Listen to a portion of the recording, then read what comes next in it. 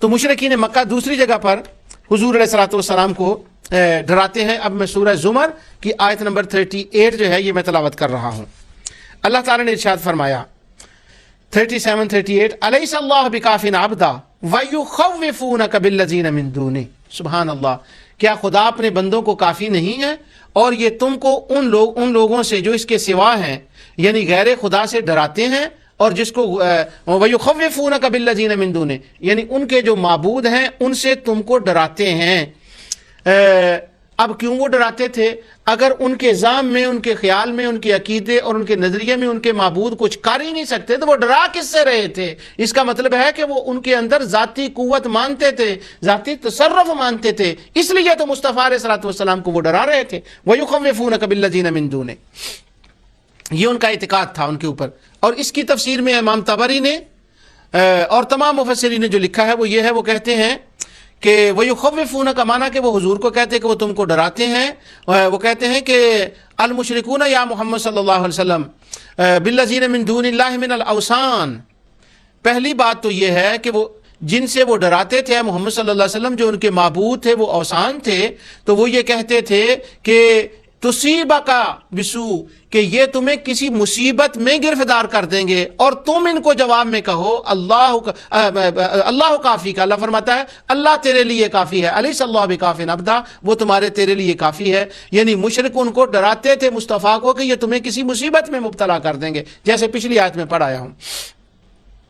امام طبری نے کہا کہ ایک بت جو عزا تھا اس کو توڑنے کے لیے حضرت خالد بن ولید جب گئے تو وہاں کا جو چپڑاسی تھا، وہاں کا جو اس کا نگران تھا، وہ چیخا اور حضرت خالد بن ولید بت کو توڑنا چاہتے تو وہ کہنے لگا سن لے یہ بہت بے پناہ قوت کا مالک ہے، یہ تمہارا بیڑا غرق کر دے گا، اپنا ہاتھ اس سے روک لے، یہ تمہیں نقصان پہنچا دے گا، ختم کر دے گا، تمہیں تباہ کر دے گا.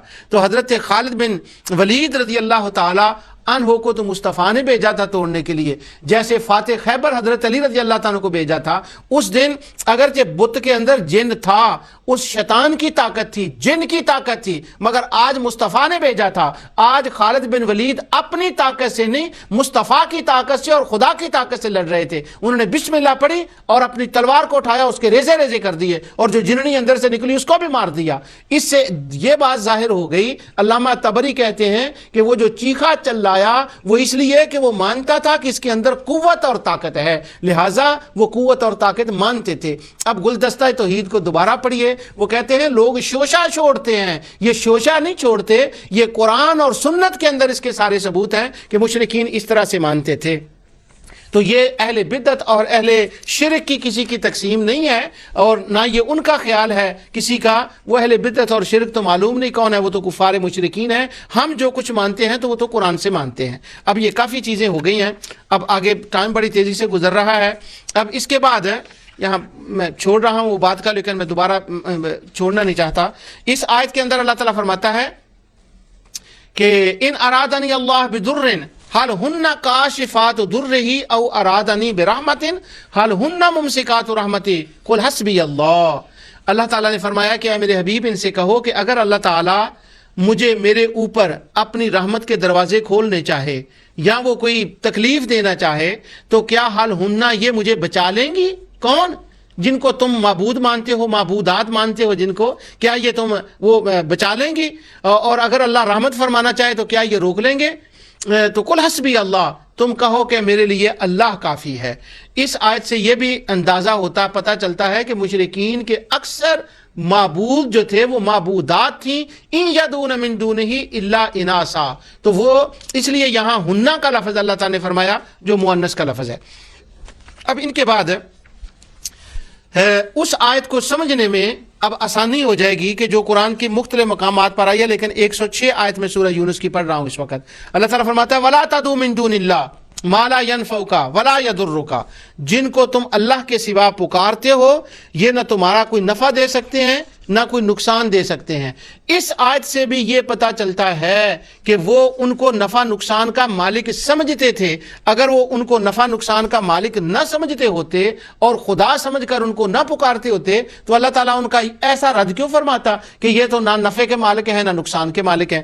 ہم جو نفع نقصان کا مالک انبیاء کو صلحاء کو مانتے ہیں وہ اس کی عطا سے مانتے ہیں، ذاتی طور پر نہیں. ذاتی طور پر تو نہ کوئی نبی نہ کوئی ولی، کوئی کائنات کے اندر مخلوق اپنی طاقت سے ذاتی طور پر کسی چیز کی مالک اور تصرف کرنے والی نہیں ہے، مگر ان کا عقیدہ جو تھا وہ ذاتی والا تھا. اس کی تفصیل میں آگے عرض کرتا ہوں. ٹائم بڑی تیزی سے گزر رہا ہے اور باتیں بہت کرنی ہیں. اب آخر میں پہنچ رہے ہیں یہ، اور اب میں حدیث سے ایک دو باتیں عرض کر دوں تاکہ اس سے وہ بات کلیئر ہو جائے، پھر واپس میں پلٹ کر اس کے اوپر اسی موضوع کے اوپر آتا ہوں. آپ نے یہ 12 مرتبہ حدیث سنی، اب یہ کہتے ہیں یہ شوشہ چھوڑا جاتا ہے ذاتی اور عطائی کا. نہیں، پہلا تو انکار کیا جاتا ہے کہ وہ اپنے معبودوں کے اندر طاقت ہی نہیں مانتے تھے کہ یہ کسی کو بیمار کر سکتے ہیں، کسی کو تندرست کر سکتے ہیں. وہ تو محض صرف ان کو وسیلہ مانتے تھے. ایک تو اس بات کا بڑی تفصیل سے میں رد کر چکا ہوں کہ ہاں وہ قوت اور مانتے تھے. اب جو دوسری بات ذاتی والی ہے، اب ذرا اس کو کر لیتے ہیں. یہ بخاری اور مسلم کے اندر کتاب الحج میں یہ حدیث ہے. اب یہ جو میں حدیث بیان کرنے والا ہوں، میں نہیں سمجھتا کہ دنیا بھر کے اندر شاید کوئی مسلمان ہو جو اس حدیث سے نہ واقف ہو. ہر سارے مسلمان اس کو جانتے ہیں. علماء اس کو جمعوں کے اندر، خطبوں کے اندر، تقاریر کے اندر اکثر و بیشتر اس کو بیان فرماتے ہیں. بڑی معروف حدیث ہے، اور وہ یہ حدیث ہے کہ حضرت عمر فاروق رضی اللہ تعالی عنہ طواف کرتے ہوئے حجر اسود کے سامنے جاتے ہیں اور وہ جا کر کہتے ہیں انی رأیت رسول اللہ صلی اللہ علیہ وسلم، کہ اے حجر اسود، میں جانتا ہوں کہ تو وَإِنِّي لَعَلَمْ أَنَّكَ حجر، میں جانتا ہوں کہ تو فقط ایک پتھر ہے، اور میں تجھے کیوں چومتا ہوں، میں تجھے کیا بوسہ دیتا ہوں، کیوں دیتا ہوں؟ انی رأیت رسول اللہ صلی اللہ علیہ وسلم، میں نے حضور علیہ السلام کو دیکھا کہ وہ تمہیں بوسہ دیتے تھے، تم سے پیار کرتے تھے. ادروائز لا تضر ولا تنفع، میں یہ جانتا ہوں کہ نہ تو نفع دے سکتا ہے نہ نقصان دے سکتا ہے. اتنی حدیث تو بڑی معروف اور سب لوگ جانتے ہیں. میں جو اس کے اوپر بیان کرنے لگا ہوں وہ یہ ہے کہ حضرت عمر فاروق رضی اللہ تعالیٰ عنہ نے جو یہ فرمایا کہ میں تمہیں اس لیے چومتا ہوں کہ رسول اللہ نے چوما، ورنہ میں جانتا ہوں تو نفع نقصان نہیں دیتا، یہ فرمایا کیوں تھا؟ 1-2-3 درس ہو گئے ہوں گے میرا خیال، میں نے اس پر تفصیل سے بحث کی تھی کہ جیسے قرآن کریم کی آیات کا شان نزول ہوتا ہے، اسی طرح احادیث مصطفیٰ کا بھی کچھ ان کے وارد ہونے کی وجوہات ہوتی ہیں. اس کی وجہ کیا تھی کہ حضرت عمر فاروق رضی اللہ تعالیٰ نے یہ فرمایا کیوں تھا؟ اب اس کی شرح جاننے کے لیے، جیسے قرآن کی آیت ہوتی ہے اس کا شان نزول جاننے کے لیے ہم تفاسیر کو پڑھتے ہیں، بغوی کو دیکھتے ہیں، طبری کو دیکھتے ہیں، ابن کثیر کو دیکھتے ہیں، شوکانی کو دیکھتے ہیں، علامہ قرطبی کی تفسیر کو دیکھتے ہیں، دیگر تفاسیر کو. تو کیا ہے، اسی طرح جب کسی حدیث کے وارد ہونے کی بات دیکھی جاتی ہے کہ یہ کیوں ہے، پھر اس کی شروحات کو دیکھا جاتا ہے. اب بخاری مسلم کی بے شمار شروحات ہیں. اب جب ہم ان شروحات کو دیکھتے ہیں تو اس میں ہمیں یہ بات ملتی ہے کہ اس کی وجہ کیا تھی، یہ کیوں کہا گیا. امام نووی نے مسلم شریف کی جو شرح لکھی ہے، شرح مسلم کے اندر اس کا ذکر کیا ہے. علامہ ابن حجر اسقلانی نے فتح الباری کے اندر اس کا ذکر کیا ہے. امام بدر الدین عینی نے اس کا ذکر کیا ہے. کوئی بھی شرح کی جو حدیث کی شروحات ہیں ان کو اٹھا کر دیکھ لیں، وہ اس کی سبب اور وجہ بیان کرتے ہیں کہ حضرت عمر فاروق رضی اللہ تعالیٰ نے کیوں فرمایا. وہ کہتے ہیں کہ اس کی وجہ یہ تھی کہ کچھ وہ لوگ تھے جو ابھی شرک چھوڑ کر نئے نئے مسلمان ہوئے تھے تابعین کے زمانے، صحابہ کے زمانے میں. اب جب وہ آئے تو وہ دیکھ رہے تھے کہ مسلمان حجر اسود کو چوم رہے ہیں، حضرت عمر فاروق بھی چوم رہے ہیں، اس کے لیے جھک بھی رہے ہیں، اس کا بوسہ بھی لے رہے ہیں. تو وہ فرماتے ہیں، یہ تمام شارحین امام نووی اور اسقلانی، اب جو انہوں نے لفظ استعمال کیے میں وہ پڑھ کر آپ کو سناتا ہوں. وہ کہتے ہیں بے شک ان الحجر، کہ یہ ایک پتھر ہے، لا ان الحجر، کہ جو نفع اور نقصان، ان الحجر ینفع و یضر بذاتہ، کہ یہ لا ان الحجر ینفع و یضر بذاتہ. وہ کہتے ہیں کہ حضرت عمر فاروق رضی اللہ تعالیٰ نے جب یہ کہا کہ تو نفع نقصان نہیں دیتا، آپ کے فرمانے کا مقصد یہ تھا کہ تو پتھر ہے، تو ذاتی طور پر نہ نفع دے سکتا ہے نہ نقصان دے سکتا ہے۔ اب ذرا اس بحث کو پڑھیے کہ یہ تو اہل شرک کی تقسیم ہے ذاتی اور عطائی کی، یہ تو اہل بدع کی تقسیم ہے ذاتی اور عطائی کی، تو حضرت عمر فاروق ذاتی اور عطائی کی تقسیم فرما رہے ہیں، تو یہ اہل شرک کی تقسیم ہے، یہ اہل بدعت کی تقسیم ہے، یا یہ سیدنا امیر المومنین عمر فاروق اور صحابہ کی تقسیم ہے؟ وہ بذاتی ہی فرما رہے ہیں کہ لا ان الحجر ينفع ويضر بذاته ہی، یہ نفع نقصان نہیں دیتا ذاتی طور پر۔ اور امام نووی، امام عینی، علامہ اسقلانی سب اس کی تفسیر میں لکھتے ہیں کہ حضرت عمر فاروق نے یہ فرمایا اس لیے تھا کہ وہ جو نئے مسلمان ہوئے تھے، جو مشرکین سے آئے تھے، یہ ان کو وہ دکھانا چاہتے تھے، ظاہر کرنا چاہتے تھے کہ لوگوں سن لو، یہ حجر اسود ذاتی طور پر نفع نقصان نہیں دیتا، کما کانت الجاہلیہ تعتقدون الاوثان، جیسے کہ زمانہ جاہلیت میں جو مشرک تھے ان کا اعتقاد تھا کہ ان کے معبودوں کے اندر ذاتی قوت تصرف ہے، وَيُضُرُّ بِذَاتِهِ كَمَا كَانَتِ الْجَاهِلِيَّةُ تَعْتَقِدُونَ فِي الْأَوْثَانِ، کیونکہ وہ اعتقاد رکھتے تھے مشرکین کہ ان کے معبودوں کے اندر ذاتی طاقت ہے۔ اور یہ صاحب گلدستہ توحید یہ کہتے ہیں یہ شوشہ چھوڑا جاتا ہے ذاتی عطائی کا، کوئی ذاتی عطائی نہیں ہے، لیکن یہاں دیکھیں ذاتی عطائی ہے۔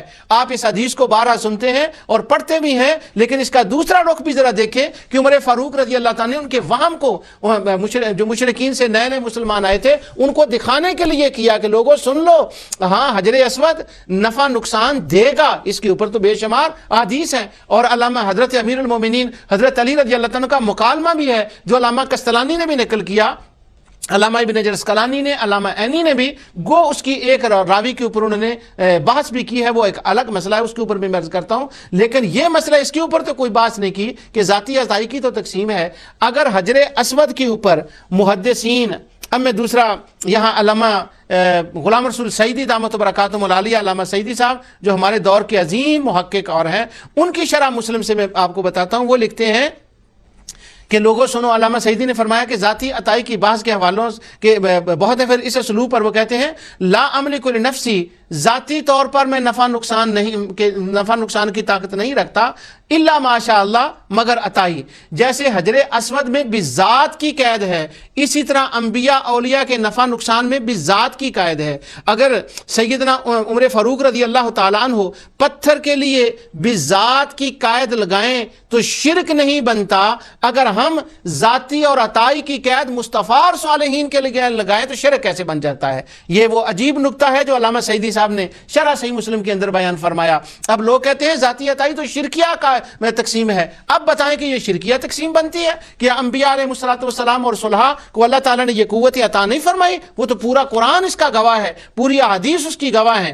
اللہ تعالیٰ نے فرمایا، جگہ جگہ قرآن میں آتا ہے حضرت سلیمان علیہ السلام کے بارے میں، فَسَخَّرْنَا لَهُ الرِّيحَ تَجْرِي بِأَمْرِهِ رُخَاءً حَيْثُ أَصَابَ، کہ میں نے ہوا ان کے حکم کے اندر کر دی، اور یہ ساری نعمتیں، ساری قوتیں، سارے تصرف جو حضرت سلیمان کو اللہ نے دیے، آخر میں اللہ تعالیٰ فرماتا ہے سورہ سعد کے اندر، ھذا عطاؤنا فمنن او امسک بغیر حساب، یہ میری عطا کی ہوئی، ذاتی نہیں، یہ میری عطا کی ہوئی قوت ہے، جاؤ جہاں جب چاہو اس کو تصرف کرو، چاہو تو کر لو، چاہو تو نہ کرو، تم سے کوئی حساب نہیں لیا جائے گا۔ وہ تو قرآن کے اندر بھی ہے، لیکن یہاں صرف میں شارحین کی وہ لینا چاہتا تھا تائید کہ انہوں نے بھی اس کے اوپر اسی طرح تقسیم کی ہے۔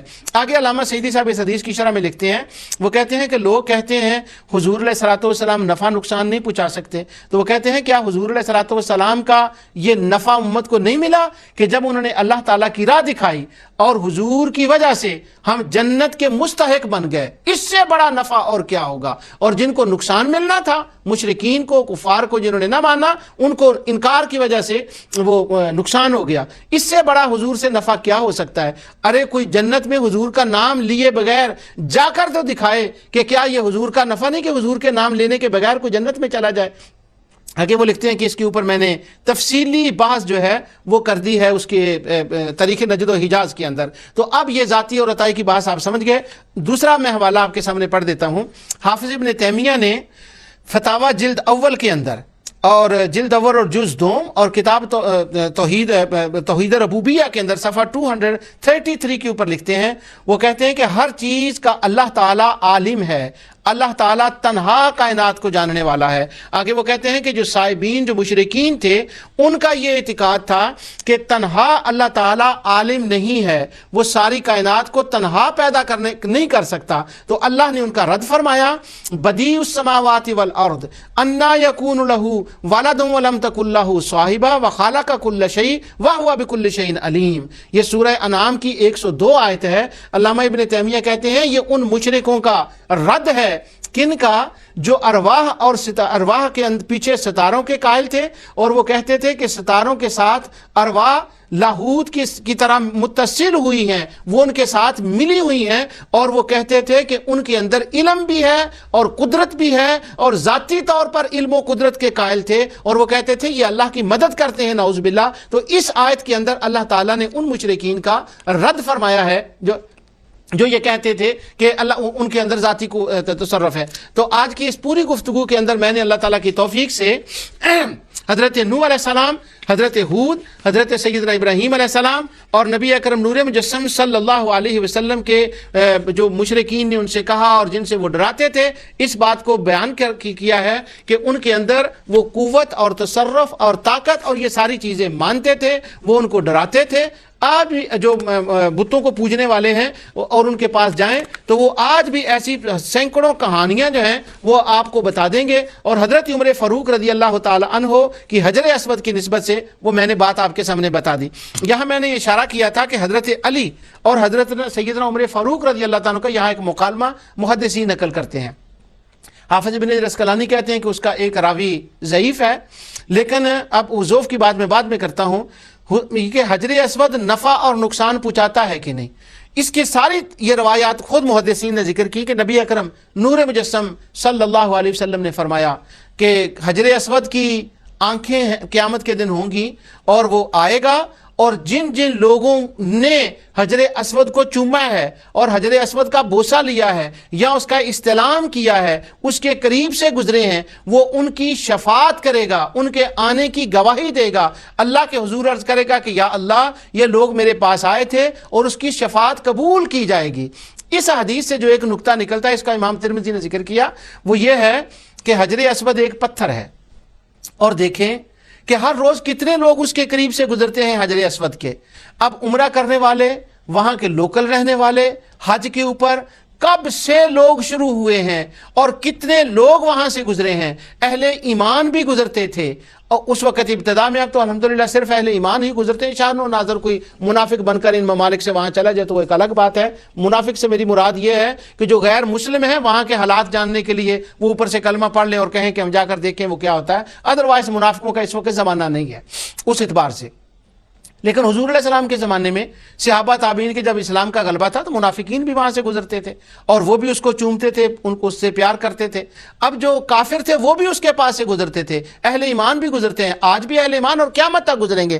اگر دنیا کا کوئی کمپیوٹر، کوئی کیلکولیٹر لے آؤ تو وہ حساب کرنے سے قاصر ہوگا کہ کتنی اللہ کی مخلوق اس سے قریب سے گزری ہے۔ اب قیامت کا دن ہوگا، یہ ایک پتھر ہے، اور پتھر کے اندر اتنی قوت ہے، اس کے اندر اتنا علم ہے کہ جب قیامت کا دن آئے گا تو جتنی مخلوقات اس کے قریب سے گزری ہے وہ منافقوں کو بھی جانتا ہوگا، وہ مشرکوں کو بھی جانتا ہوگا، وہ اہل ایمان کو بھی جانتا ہوگا۔ اب جب وہ اس کی شفاعت چل رہی ہوگی، وہ شفاعت کرے گا اور گواہی دے رہا ہوگا، تو منافقوں نے بھی تو اس کو چوما ہوگا، منافق بھی وہاں آ جائیں گے، تو وہ تفریق کر دے گا اپنے علم سے جو اللہ نے اس کو دیا ہے، وہ جان لے گا اور فرق کر دے گا۔ وہ کہے گا یہ مشرکین ہیں، چوما تو ابو جہل تو نے بھی تھا، ابو لہب تو نے بھی چوما تھا، فلاں فلاں مشرکو تم نے بھی چوما تھا، پر تم نے مصطفیٰ کی سنت سمجھ کے نہیں چوما تھا، اس لیے تمہارے لیے کوئی شفاعت نہیں ہے، میں تمہاری کوئی گواہی نہیں دوں گا۔ منافق آئیں گے، وہ ان کو بھی دھتکار دے گا۔ مومنوں کو اگر دنیا جہان کا اتنا علم حجر اسود کے پاس آئے تو اس کے علم ماننے میں، اتنا بڑا علم ماننے میں کسی کو شرک نظر نہیں آتا۔ اور اگر مصطفیٰ علیہ السلام کا علم اتنا مانا جائے کہ وہ ہر امتی کو جانتے ہیں، ہر امتی کو پہچانتے ہیں، پوری مخلوق خدا خدا کو جانتے ہیں تو اس وقت چاروں طرف سے شرک پر ٹبک پڑتا ہے. اور اگر جو مسلمان جو پتھروں کو مانے, جو حجر اسود کو مانے تو شرک نہیں آتا. اگر خدا کی عطا سے حجر اسود کے پاس اتنا علم آ سکتا ہے تو خدا کی عطا سے مصطفیٰ کے پاس کس قدر علم ہوگا, صحابہ کے پاس کس قدر علم ہوگا, اولیاء کے پاس کس قدر علم ہوگا. اللہ تعالی حضور علیہ الصلوۃ والسلام کے صدقے سے ہمیں قرآن فہمی عطا فرمائے, قرآن کو سمجھنا عطا فرمائے, اور قرآن کو ہم مصطفیٰ علیہ الصلوۃ والسلام کے قدموں میں جا کر سمجھیں, صالحین سے قرآن کو سمجھیں, تب قرآن سمجھ آئے گا, تب اس کی حقیقی ذاتی عطائی کی بات سے سمجھ آئے گی کہ قرآن جب ذاتی کسی کا رد کرتا ہے تو وہ کس اعتبار سے کرتا ہے, اور جب عطائی کا اثبات کرتا ہے تو وہ کس اعتبار سے کرتا ہے. اس کے دینے سے, اللہ کے دینے سے انبیاء صالحین کے پاس بہت کچھ ہے اور ذاتی طور پر کسی کے پاس کچھ نہیں, اور مشرکین جو ان کے پاس اپنے معبودوں کا علم مانتے تھے